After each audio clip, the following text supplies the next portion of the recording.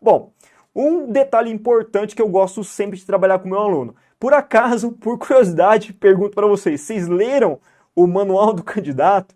Né? A maior parte das pessoas acabam nem lendo esse manual do candidato, nem fazem ideia do que é esse manual do candidato, e às vezes acabam deixando para as instruções, né, de última hora, pega com um colega, com um professor que ajuda a entender um pouco a dinâmica da prova. Eu particularmente gosto bastante de ler, debulhar o manual do candidato, porque ele traz informações riquíssimas a respeito de vários aspectos que vão ser aplicados na prova. Lembrando que o que está escrito no manual do candidato, ele deve ser seguido à risca. Manual do candidato, mesma coisa que o edital, que traz toda a discriminação de conteúdos que vão ser vistos na prova, galerinha. E olha só uma das informações bem pertinentes que o manual do candidato traz para o aluno em termos de desenvolvimento de uma redação. Na prova de redação, isso, o edital de 2022, que vai ser então realizado no final de semana.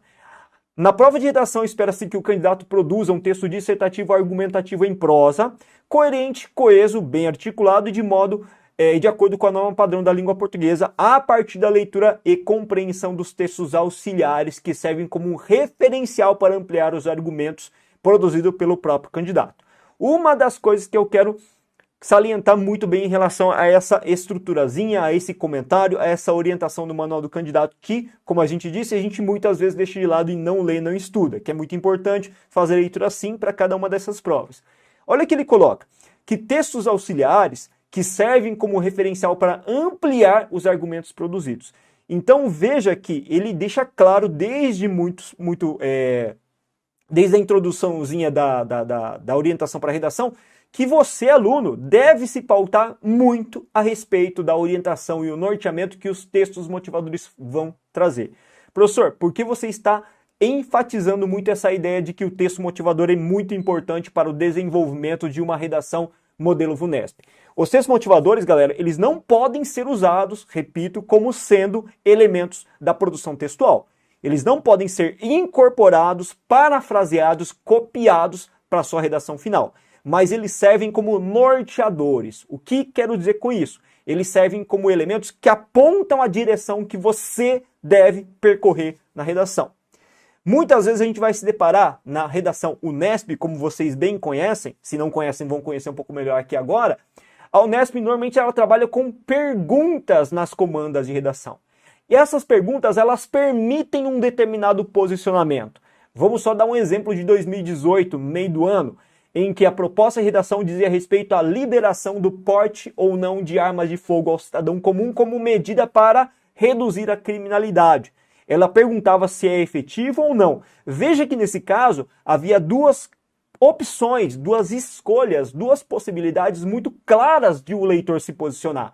Sim, é possível que a liberação do porte de armas para o cidadão comum reduza drasticamente o índice de criminalidade ou não. Isso não vai reduzir, ao contrário, vai aumentar. Então havia duas posições muito nítidas que eram possíveis de serem escolhidas. Quando você lia os textos motivadores, você observava o quê? Você observava que claramente tinha textos motivadores que defendiam, assim como textos que não defendiam a liberação. Nesse caso, em que nós temos uma distribuição equivalente, equilibrada de textos motivadores que cada qual fala de um lado, você tinha plena possibilidade mesmo de escolher uma das perspectivas, uma das visões apresentadas pela comanda de redação nessa pergunta se poderia ou não reduzir a criminalidade no Brasil a liberação do porte de armas.